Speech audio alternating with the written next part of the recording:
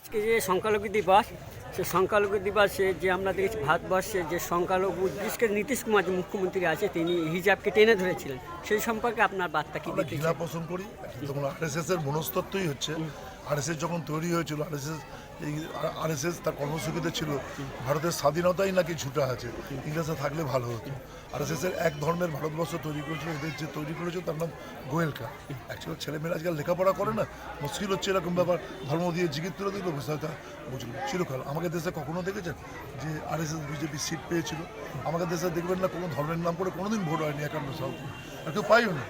পায়নি। মুসলিম লীগও কোনোদিন ভারতবর্ষের মেজরিটি পায়নি, বিজেপিও কোনোদিন মেজরিটি পায়নি। এটা হচ্ছে আমার দেশ, যে দেশে আমার মানুষকে নিয়ে অধিকার রক্ষার জন্য বিষয়গুলো করেছেন। যে দেশে আবুল কালাম আজাদ জন্মায়, সে দেশে কখনো হিন্দু মুসলমান ভাগ করা যায়? যে মানে ওপার বাংলায় চলে যাওয়ার সময় রাষ্ট্রীয় নেতা কাঁদতে কাঁদতে বলেছিল আমার কদিন ধরে মনটা খারাপ থাকবে। এই হচ্ছে আমার দেশ। যে আমার থেকে সংবিধান বলেছিল আপনি যখন খুশি আসতে পারেন, আপনি আসতেও পারেন, যেতেও পারেন, থাকতেও পারেন। এই হচ্ছে আমার সংবিধান। এই সংবিধান সারা পৃথিবীতে বিখ্যাত।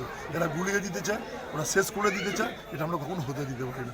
সভ্যতা, ধর্মনিরপেক্ষতা হতে হবে। নীতিশ কুমার নিজের মুখ্যমন্ত্রিত্ব পাওয়ার জন্য 28 ভাগ ভোট পেয়ে ক্ষমতায় এসেছে, ভোট ভাগ হয়ে যাচ্ছে বলে আমাদের রাজনৈতিক লোকেদেরও দোষ। আমরা কখনো ঐক্যবদ্ধ হতে পারিনি। আমরা সাম্প্রদায়িকতার কথা বলি, কিন্তু সব পদের জন্য কে প্রধানমন্ত্রী হবে এটা নিয়েই লোক। কিন্তু আমরা যদি সত্যিকারের সাম্প্রদায়িকতাকে ঘৃণা করি, সবাই ঐক্যবদ্ধভাবে দাঁড়ালে ভারতবর্ষ থেকে বিজেপিকে নিঃখাত করা সম্ভব। তারপর তুই প্রধানমন্ত্রী হয় না হওয়া সম্ভব। আপনি সংখ্যালঘুদের কি বার্তা দিতে চাইছেন? আমি ছোটোবেলা থেকে সংখ্যালঘু মানুষের প্রতি, সংখ্যালঘু সংখ্যাগুরু বুঝি। আমি মনে করি সংখ্যালঘু মানুষের অধিকার রক্ষা করা বিষয়টা আছে। ভারতবর্ষের সংখ্যালঘুরা সংখ্যায় যত, পাকিস্তানের থেকে বেশি মুসলমান বাস করে আমাদের এখানে, তাদের বাদ দিয়ে কখনো কোনো বিষয়টাকে হয়। আমি ছোটোবেলা থেকে নানা কাজে দেখেছি, যে কোনো মুসলিম পাড়ায় গিয়ে দেখবেন টালির বাড়ি আছে, আর যে কোনো সর্দার পাড়ায় গিয়ে দেখবেন টালির বাড়ি আছে। টালির বাড়ি খোঁজার জন্য ধর্ম ভাগ করতে হয় না, দারিদ্রতাকে বিষয়টাকে মানে করতে হয়। আমি তো ইসলাম অনুরাগী, এ বিষয়ে কোনো সন্দেহ নেই, এটা কোনো দয়া করছি না, এটা আমার এটা অধিকার। আর সংখ্যালঘু অধিকার দিবসে আমরা সংখ্যালঘুদের আগামী দিনে করা, সম্প্রীতি রক্ষা করা, এই কাজের দিকে আমরা ভারতবর্ষে সংখ্যালঘুরা কতটা নিরাপদে আছেন আপনি মনে করেন? আপনার দেখুন একটা তো নিরাপদ, একটা যে দল সরকারের তাদের এজেন্ডাই হচ্ছে মানে হচ্ছে ধর্ম, মানে এক ধর্মের বিষয়। আমরা তাকে তো ঘৃণাবোধ করি, তার বিরুদ্ধে লড়াই চলছে সব জায়গায়। উত্তরপ্রদেশে মুসলিম মানুষের অধিকার আছে নাকি?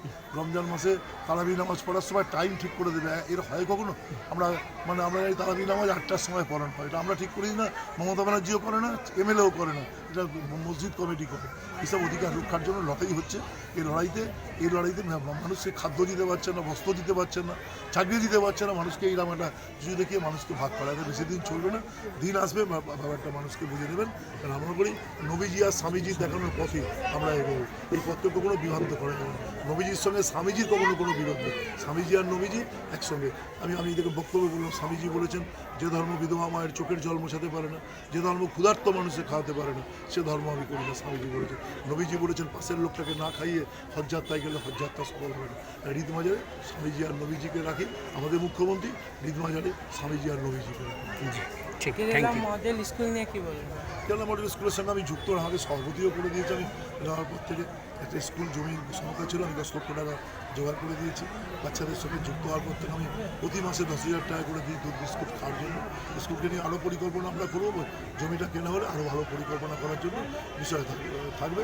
সামনের বার আমার জন্মদিনে একটা কিছু আমি এদের জন্য করবো। আমি খবর নেবো মুজাফর, আমি মুজাফরের সাথে কথা বলে যে বাচ্চারা কী ড্রেস পরে, কী পরে, আমার আগ্রহ রইল। ওই এত চাপ আর বলতে হবে দেখেছেন। আমি চেষ্টা করি, দেখুন আমি নিজে যেহেতু গরিব ঘর থেকে জন্মেছি, আমার এই স্কুল বাস দেখেছেন বাচ্চারা যায় এবারে এতে করতে চাই। যে কারণ আমি নিজে খুব দরিদ্র এ থেকে বড় হয়েছি, আমার জীবনে এরকম এসেছে, স্কুলে কার্ড গেছে, গরিব বাচ্চাদের জন্য একরকম কার্ড, বড় লোকের জন্য একরকম কার্ড। বন্ধু বান্ধবদের মধ্যে গরিব বড় লোক ভাগ থাকতে সমাজের বিভাজনটা উঠে যায়, এটাই আমাদের লড়াই। এই লড়াইটাই আমরা জীবনে থেকে বিষয়গুলো ক্ষমতা